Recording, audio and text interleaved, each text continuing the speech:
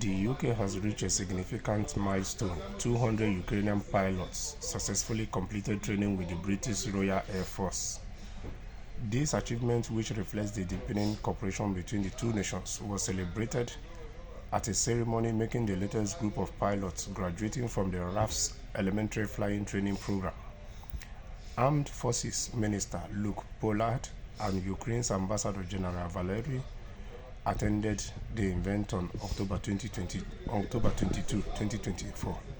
Pollard highlighted the critical roles these pilots will play in Ukraine's ongoing defense efforts, stating these pilots will soon be flying Ukraine F-16s. Britain will stand with Ukraine for as long as it takes.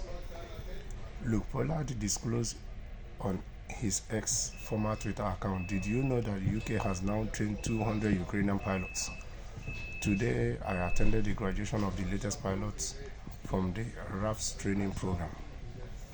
The training effort is part of the UK's contribution to the Air Capability Coalition, an international initiative co-led by the United States, Denmark, and the Netherlands. The coalition aims to build a modern air force for Ukraine by providing access to advanced fighter jets such as F-16s to counter Russian aggression. Although the UK does not operate F-16s, it has strongly advocated for the international program to supply Ukraine with training and effort reinforcing the nation's ability to defend its sovereignty. You see, at this point, on one side, rumors have it that North Korea have sent their soldiers, that even one of the missiles they launched was launched by an engineer that they saw with Kim Jong-un while they were inspecting some sites. Rumors still have it that North Korea have sent some soldiers to support Russia, and on the other side you have Britain now have trained 200 Ukrainian pilots, and the West is fully supporting Ukraine. At this point in time, is it not fair enough for whosoever that is supporting who at least to consider the average Ukrainian people? To consider that these people, some of them have lost family members, some of them have lost what it took them years in their country to build. Some of them, they are going through a whole lot of emotional trauma, psychological trauma. Some of them have scars that they will take to their graves. Some of these children, the psychological effect they are having from this war might derail them from achieving their destiny, their ambition, or whatsoever. These supporters of, be it Ukraine or Russia, are not considering what the average citizens of these two countries, especially Ukraine people, are suffering. But at this point, everybody is supporting who they want to support. Why? Because of interest.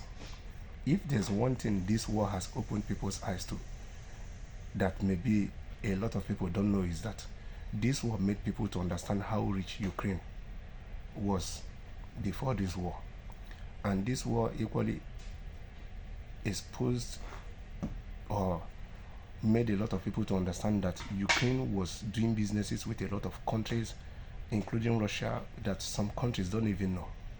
So, but at the end of the day, whoever is supporting who is, they are sitting in their countries with their citizens, sleeping with their both eyes in peace closed. While Ukraine people, more especially, the ones that are still in Ukraine, can't sleep with, not even with one eye closed, not to talk of two. So at this point in time, peace is of the essence. People are dying in their numbers. Infrastructures are being destroyed on every second, which is going to take years to rebuild. And one thing Ukraine must be at the back of its mind is that at the end of the day, Ukraine and Russia will reach an agreement. And finally, they will still need money to rebuild. And none of these countries that are supporting them now will give them any money for free.